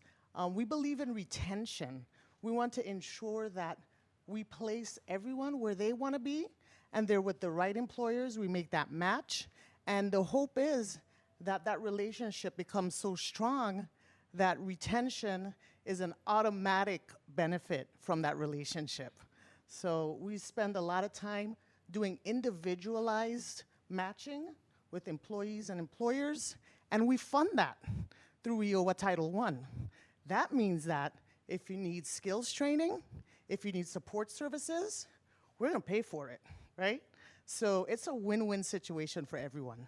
I look forward to working closely with the St. John community, and you'll see our faces out here when we do our job fairs and we do our outreach, and so it's gonna be an incredible end of year this year. Thank you so much for participating. We're at the Department of Labor in St. Croix and St. Thomas, so 773-1994 in St. Croix, and in St. Thomas, 776-3700. Yes, and you can reach us. And I'm Marcy Heistan. I'm the project director for Equus Workforce Solutions. And we work directly, hand in hand, with all the partners that we talked about today. Thank you. Thank you. And we also have cards with us, and Marcy provided the contact information. So the Commissioner of Labor did such an amazing job. Actually, the panel beforehand did such an amazing job laying out a number of things I thought maybe we would cover while we were here. But given time and the fact that they just took care of that for me, I wanted to have the opportunity to hear more from the community about what your needs are, right? So this isn't when we're coming to tell you what we think it is you should have, because we know how that goes. That doesn't work. But from an engagement standpoint, what are your needs as a community? I know we have a business sector. You need certain things. Employees who are here or individuals looking for work, you have certain concerns. I know that on St. John, housing, and it was mentioned earlier, housing is a huge issue. We're now, is it 5 years since the event, the first one. Then we went into Rona. That was a whole other impact. So we've been hit and hit and hit. The great thing is we're a very resilient community. And when I say community, I'm talking about the entire Virgin Islands. We've been through it. We learned, we know how to be innovative. We work it out. And so this is an opportunity for us at this time to be even more innovative. So what do you need from us so that we can help you sustain, so that we can help you not even just sustain, but how we can increase your presence in the community? your resilience, right? We're very, very resilient. So I know there are some partners in the community. I'd like, this is an opportunity for you to share who you are, and let us know who's in the room. I'm going to start with Ms. Kalisak. Celia. And I'm Celia. 2020, Small Business Development Center. I opened up an office here in St. John. So now everybody, the businesses that are one and two man shops who don't have time to go to trainings or go over to St. Thomas for support, they can now come to the office. You're being handed a mic. Sorry about that. That's all right. And the office is located up above Philemon's, so it's right in town. And you can call and make an appointment. But we have everything from training for fiscal support, how to organize your books and everything if you are a small business, to human resources, to marketing, to all of that. And then if you are someone who is looking for work, but also have a really good business idea and want to try to start your own business as an entrepreneur, then reach out to us and we can start walking you through the steps on how to do that. Always exciting. We also have got SBDC to recognize that nonprofits are small businesses. And so now they have access to all this free support as well. And that's, if anybody has any questions, just feel free to reach out. I do. Yep. I tell you what, I'll stand out by the door on the way out, and I'll pass one back to you. But if anybody else wants one as well, that'll And work. I know we have human services in the just for convenience.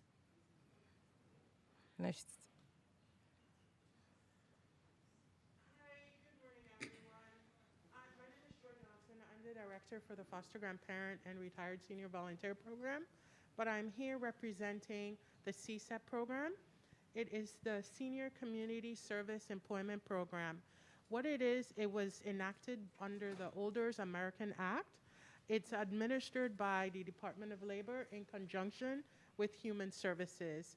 The program is designed to help lower income seniors from 55 to 60 who have retired and they decided they want to come back into the workforce.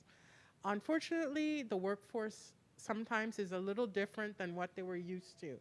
So we provide community service training assignments, along with helping them upgrade their job skills, upgrade their computer skills, upgrade their ability to function with other individuals, because once you retire and you settle down and you decompress, you have to relearn again how to interact with other individuals in a workforce society, let's put it that way. So we help upgrade all those types of skills that you need and which is necessary to function in the workplace and the new work environment. We do provide a stipend. It's the minimum wage. And as I said, we provide them with the opportunity to enter the workforce again and to find and retain employment. If anybody is interested, we are out of the Human Services office at Old Hospital Ground. And we also do come to St. John, and we have offices at Mars Hills Human Services in St. Croix.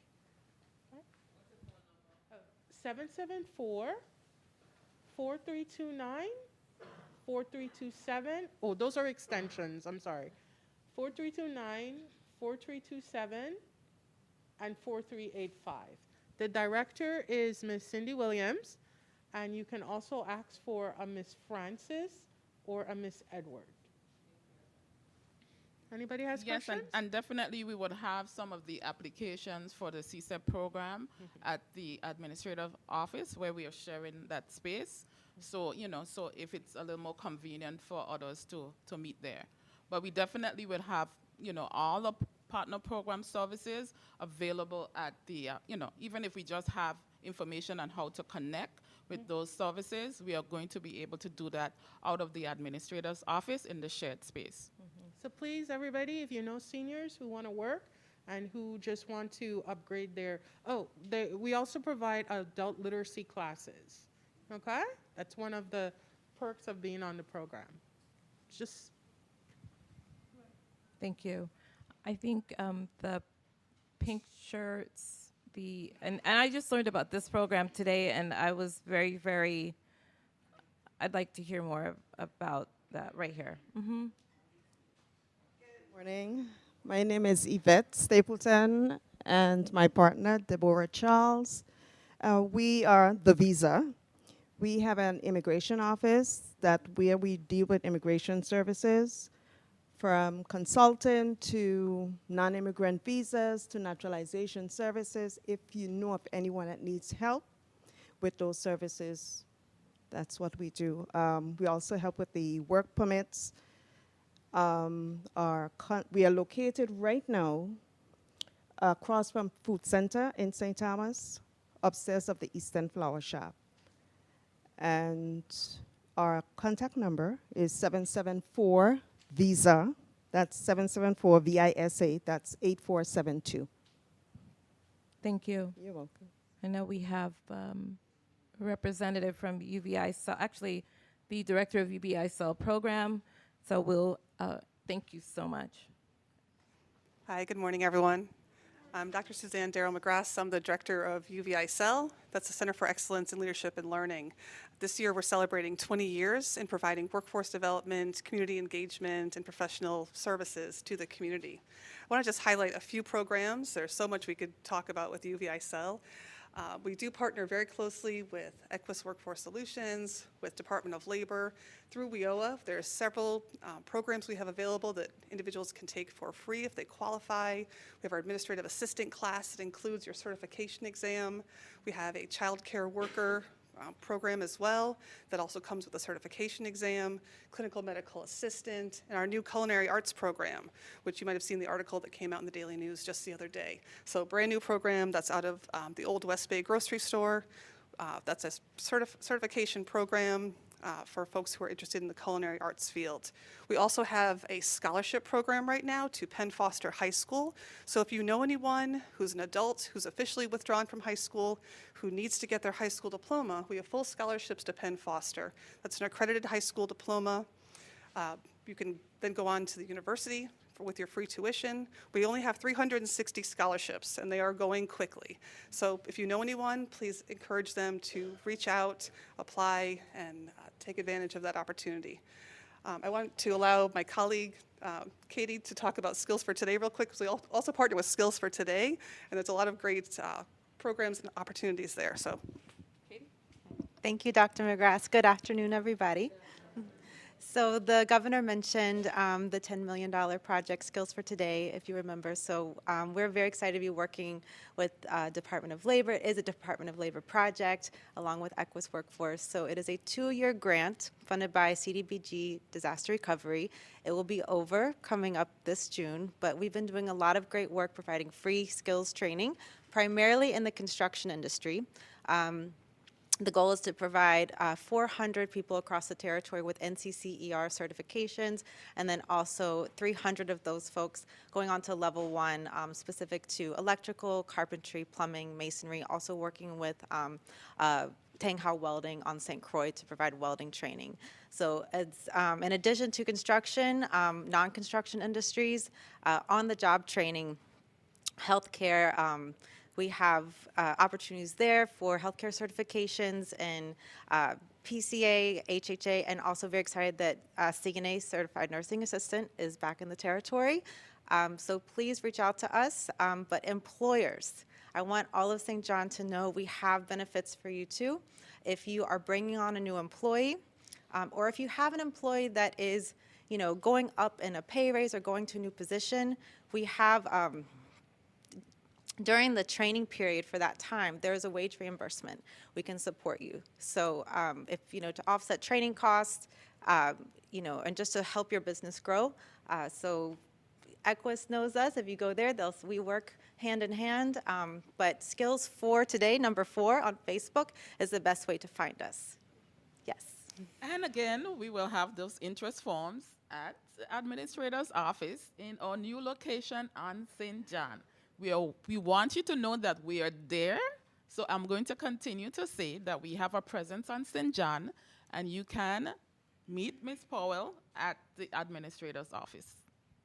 We have a question from.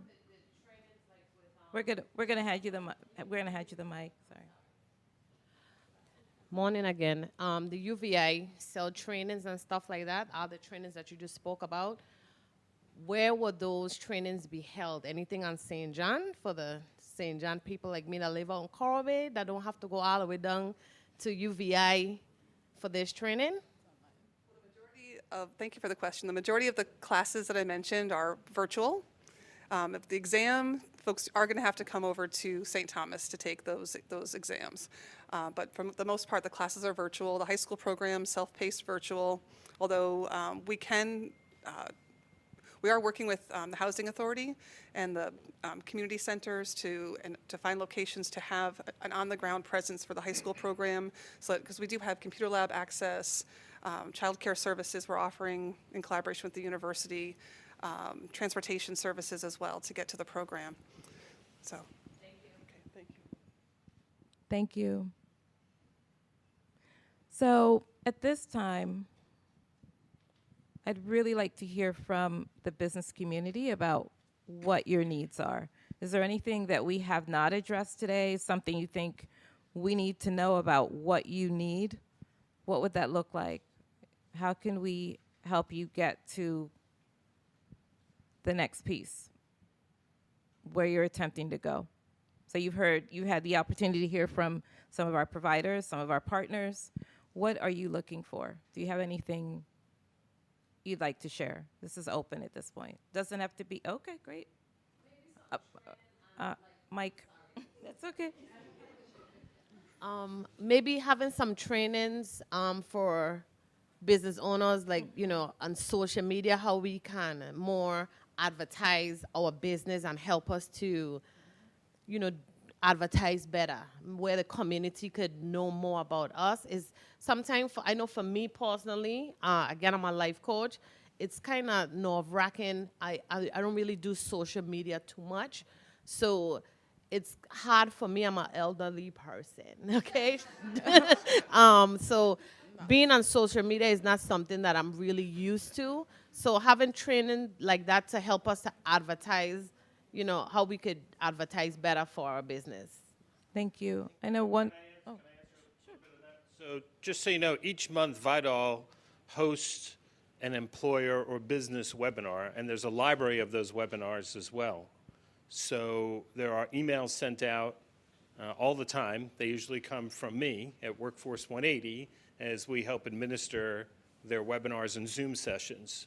So if there's any problems with you getting those emails, just reach out to me directly, and I'm happy to put you on the distribution list, number one. Number two, the Small Business Development Center has sessions, I know, specifically geared towards social media and outreach for small businesses. It's clunky out there. It's not that easy to get your message. The good news is, as isolated as you might feel sometimes here in the Caribbean, far from the States, the internet provides, that great opportunity for all of us to expand our business reach. I know it helps in our small business, and we do consultations and things in all 50 states, plus Puerto Rico, DC, the Virgin Islands, Guam, Canada, Cayman Islands, and I mostly work from home in Connecticut. The primary client I travel to is, guess where it is? Right here in the U.S. Virgin Islands, for some obvious reasons, and also because we're so committed to getting the outcomes that everybody wants down here. So just know there's resources out there, and there's a phrase that I'm not comfortable with in our industry, which is really called the workforce development industry, and it's that we're the best kept secret in town, because most people don't really understand or know all the services that are available to businesses and community members. And we like to use a lot of acronyms to describe our services, like OJT and TANF and WOTC, and it's really second language for us. But when I got into this business 15 years ago, I couldn't keep up. I would just say things like OJT just to seem like I knew what I was talking about, and it got me this far. So there is a lot that can seem confusing, but I encourage and I almost urge you to just reach out and ask questions and ask for help. There are so many resources for small employers, large employers, employees, job seekers, et cetera, and it's folks like the Department of Labor and Equus that bring those services to life. So yes, we are always trying to do a better job. to reach out to the community members and the business community as well. So thank you. Oh, go right ahead. Hi. So to work with our employers at Equus, we have what we call business services consultants. And they're a little bit younger than us old folks here, and so they're very, very good at social media. And we've actually had opportunities to help our employers with advertising. We have created flyers, advised on, you know, maybe you should reach out via radio. Maybe it's better if we do phone calls through, text through Engage by Cell, which is a new platform that we have for UVI Cell. So we can reach out to people in our database and let them know that we've got events, workshops, and, you know, opportunities for them to learn more. And so you're a part of that as well. And our business services consultant will sit with you and say, hey, you've got a job fair coming out. What do we want to do about outreach? Who do you want to talk to? And it might be social media is the best way to do it. It might be something else. So that's part of the service that we provide as well. Free service. We work with our employers to make sure they're successful. Okay, so just don't be afraid to reach out to us and say, hey, I want to do something and I'm not sure if social media is the best way, or you feel like it is and you need some help. That's what we're here for. Thank you. Oh, yes.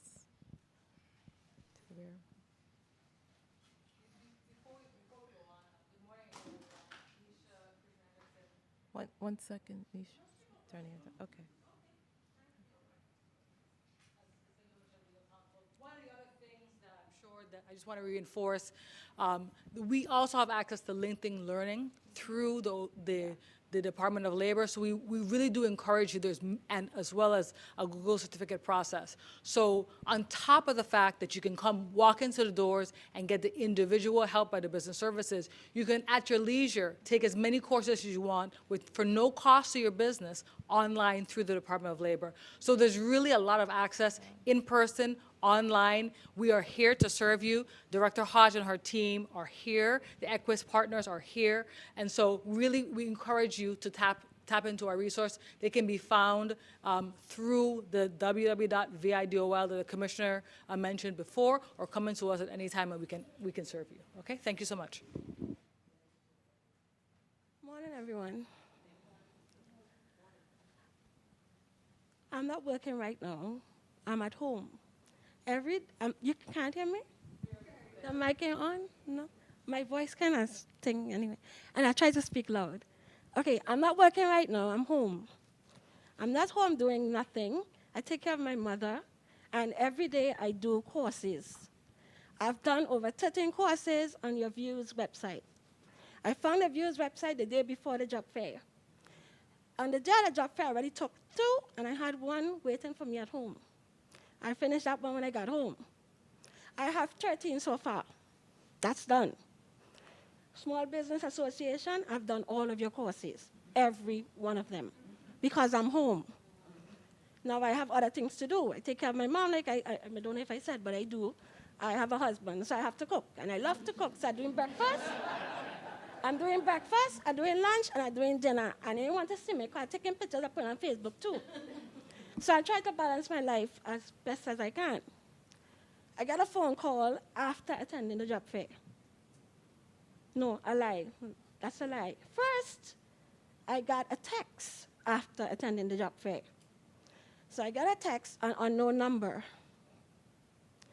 It is a training, no, it's a, what do they call them thing when they're trying to learn how your personality, it's a personality assessment. Now, unknown number, I see a personality assessment. I have a degree in communications, technical writing. I look up the company name, because it's really small down there where they tell you the date and, you know, the last time they updated the website, I found out what the company was. First introduction. I go ahead and I take the test because I love to do this. This is something I do every day, right? I like to go ahead and get all these certificates because I'm not going to let my brain just not do anything. So I did the assessment. Then I get a phone call from the Department of Labor. So someone calls me from the Department of Labor and tells me that somebody on St. Croix called them about me, and now they are calling me because I did so well on my assessment. Okay, that's an experience from one entity that works with the Department of Labor. There's another department that works for the Department of Labor. Or I would say another individual that is excellent, very professional. I appreciate a call from the person. Okay? No matter what I'm doing and the person call me, I want to sit down and I barely sit down for conversations, but I want to be as professional as the person that's calling me. Okay, so I sit down and make sure I have a notepad. I don't know what he or she is going to say, but I'm ready for this call. And when that person calls me, like I said, I'm ready. I take my notes and I'm good to go. So I came here today. I was going to attend yesterday, but I couldn't do that. I had to take my mom to the doctor. I said I live in St. Thomas, but it shouldn't be a problem coming here and saying, John, this is my first time as attending the summit. Okay, so I see, so it's collaborative, networking. And I would just say, as somebody, I'm not looking at job per se right now, because I have a lot going on in terms of preparing even for that step. But your approach is very important to the job seekers. It's very, very, very important.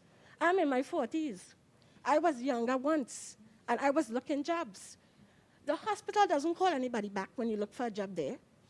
It doesn't tell you if you're this, that, or the other. You just don't hear nothing. Okay? There are jobs at UVI that has been there over 20 years now. I could tell you, I was 20 years once upon a time looking that same job. But I know how it works. Okay? I know when you're budgeting for a department, you want all the money you could get. So you ain't moving that job from there because it brings in funding. Good for you. But think about the people. I said again, and I say it and I say it again, that's coming in, especially the young people that are looking for a job. The one caller, I said, even when she's going through my paperwork, she's telling me things like, oh, my resume, I've done that before. That was, like that one of my filler jobs. Excuse me, miss, that was a job for me. It wasn't a filler for me at the time. It was a job in my life that I respect and I learned something from. Okay? So be careful what you say to the job seekers. It's very important. Okay? Because I remember I worked McDonald's in my teen years. And when I went to the job fair, the young lady that was representing McDonald's, I worked with her over 20 years ago. And you know the best thing, the one thing she said that made me feel so good when I left there? She said that she doesn't have any nights available for anyone because her workers are going back to school. So that's telling me that the high school children that works with her, they have a job even when they're in school. When I was working McDonald's in my teen years, you know who held those night jobs? Police officers. Okay, and people that work in government that had mortgages to pay. They had 2 jobs. Another thing the lady pointed out, this is going to be the last thing, because I didn't really come. No, it's a lot. It's bad. It's not a joke. It's really awful. It's an awful experience. Okay? And the last thing I want to point out that she said to me, I forget what that one thing is. I'm probably going to tell you the next one. But another thing, it's too much and it's so much. Be careful. Okay? And next thing you're going to point out is I have Ritz-Carlton on my resume. I've worked with Carlton twice. Okay? I have it on my resume once. Okay? Oh, you work with Carlton? They hire me. You must be supposed to look somewhere or walk somewhere for them to hire you. What are you saying to me, miss? Be careful what you say. And I so agree. It's not what you say, but how you say it. Miss, I mean, the what you say is important. Well, for me, when you feel that way, fine. But for me, I'm going to tell you right now, standing here, is what she said and how she said it. Yes. And so I'm saying those Okay? two are very So, important. yes, I am not throwing anything out of that. It was both what she said and how she said it. All right? I looked up the company. The company is, because like I tell you, communications, technical writing. I've never been offered a job in the Virgin Islands for my degree. Okay. Okay? But I well pay for it. With my McDonald's job and my little job that was full for that individual, it paid for. You understand? But I'm going to tell you this. Okay? I've been offered numerous jobs in the United States of America for the same degree, but I've taken care of my mother, so I couldn't take those jobs. But I've always had a job regardless. Okay? Good. Mommy is important. Mommy is important, right? Good. So I want to have a job, and I want to take care of my mother. Okay? What I'm telling you is, I went to a job fair. Let's remember that, you know. I went to a job fair. The only one employer took me from A, B, or C at that job fair. Everybody else told you, go on the computer. Go apply online. So people were just there just to hand out information for you to go online. I didn't need a cup. I have enough cup. I didn't need a tote bag. I have enough of that at home. I don't need a pen. I don't want to see 10 pens in my house. Okay? I didn't come for a pen, a tote bag, or a plastic cup.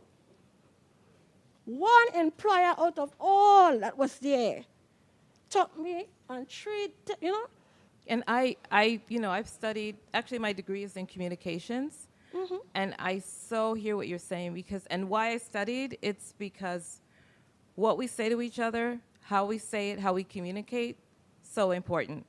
And it's so easy to get the wrong message out there. And I know we have, so I definitely want to get with you. We just have a few minutes left for this panel. I have someone else who needs to speak, but I would like to speak with you further as soon as the session is over. Okay, so please know that I've heard you. Yes. And I definitely would like to speak with you, but I just need to give someone else an opportunity at this point to I understand what you're saying. engage. I just had to say something. I thank you for sharing. Because it reflects bad on the Department of Labor, because everybody else is connecting to them. Okay? I thank so you. It reflects bad, and that shouldn't be. Okay, we have time for one last question.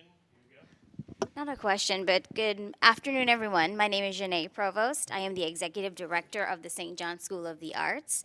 I just wanted to introduce myself first of all because as many of you know, we do offer programming through 3 veins, which is in-school programming, after-school programming, and community arts programming. One of the things that we're working on right now is bringing the arts to the community and to the workforce. So we are actually working on a grant right now to be able to provide professional development and team building to companies through the arts. So please look out for that, because the arts is fun, it's engaging, it's something fun to do after, a hard day of work, but it's also a great way to build self-confidence, to build a great teamwork environment. So I don't need to look forward to the School of the Arts providing that service. Thank you. Ms. Hodge, you do okay. Any final words, Ms. Hodge and Ms. Christian? Okay, just to let you know again that the Department of Labor here is present in the community. We are going to try our best to do, to provide the services that you need as a community. We are going to be here. Just continue to take advantage of our services and let us know again, through our webinars. You could pick topics. You could tell us topics that you are interested in hearing about through our webinars and other communication. We would like you to participate. I thank you for coming out today. We are here to help improve lives, right? I mean, that's what Ms. Heistan shared earlier this week. And so if you would like to speak with us further, we'll be here for another rest of the day. And so I just want to, I want to ask a quick question. Would this format something similar be helpful in the future to you, to have a chance to come together literally in the space to discuss community concerns?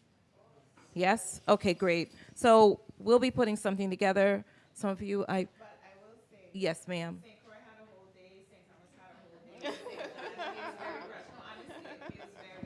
Mm-hmm.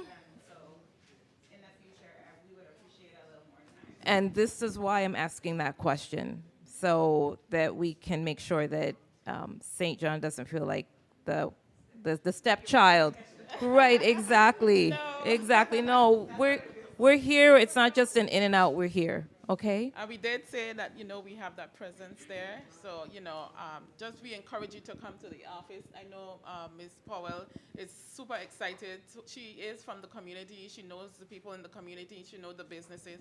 So she's super excited to work with Department of Labor and bring our services to the community. If I can conclude, just add one final comment before we break here, is that I've been coming down and working in the territory since 2009, and I can honestly, truly say that there has never been more structured collaboration and communication from the top down, from the governor's office to the board, to the Department of Labor, to the folks that they ask for outsourcing help, to their core partners. There is a message that is being conveyed to the general community. And I think you all should be proud of that and hopefully a little impressed by it, because it wasn't, to me, at least in my eyes, it wasn't always that way. And I also believe, though, that there's only so much that can be done to outreach to the general public and the business community, and the rest has to fall on your shoulders, reaching out for help, asking for assistance, being inquisitive, not just at these forums, but through other methods of communication, either setting appointments, sending emails. You'll see now that we're text messaging to the community to make them aware of hot jobs that are posted every week online at the Vidal website, to let them know about job fairs like the ones that are happening next week, to let them know about employer forums which are coming up, to let them know about the webinars, to let them know about the Governor's Summit. So I know there's tremendous effort being made on this side, and I think now is your opportunity to not just see those messages, but try and absorb them and see what actions you can take next. But this has been fantastic, the questions, the comments, the feedback, and I'm greatly encouraged with every one of these sessions, St. Croix, St. Thomas, and St. John. And once again, thank you to the Workforce Development Board, Ms. Sonia Boyce. Is Ms. Boyce in the room? Can Ms. Boyce stand up so we can give her, she's been planning this for a year. And she prefers to stay in the background. They're more anonymous, but she does deserve recognition. And thanks again to the Department of Human Resources, Vidal, Equus, Avaya, and everybody else that was involved. We thank you, and we appreciate your attendance today and wish you nothing but health and safety from here forward. Thank you, everyone.